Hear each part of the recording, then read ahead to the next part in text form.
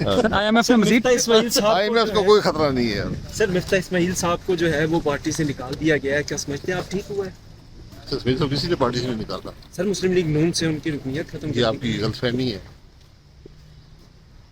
اچھا سر, IMF نے اور ٹیکسز لگانے کا کہہ دیا 12 تاریخ کو جو ایگریمنٹ ہو رہا ہے اس کے بعد.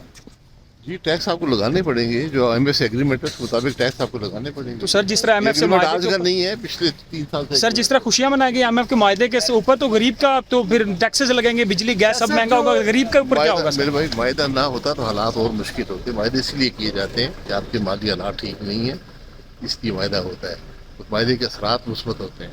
شاہ صاحب یہ جو جج صاحبان کی تنخواہ میں اضافہ ہوا ہے, اس حوالے سے کیا کہیں گے؟ دو جج صاحبان کی تنخواہ میں جو اضافہ ہوا ہے اس حوالے کنٹمپٹ آف کورٹ لگ جائے گی.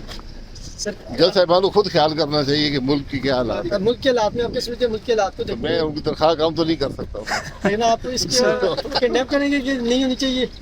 میں کنڈیم کروں گا پھر اندر ہو جاؤں گا. سر نگران حکومتوں کو کتنا لمبا چلتا دیکھ رہے ہیں, کیونکہ خبریں آ رہی ہیں کہ 2 صوبائی آخری وقت تک چلیں گی. تو پھر سر جمہوریت کہاں رہ جائے گی؟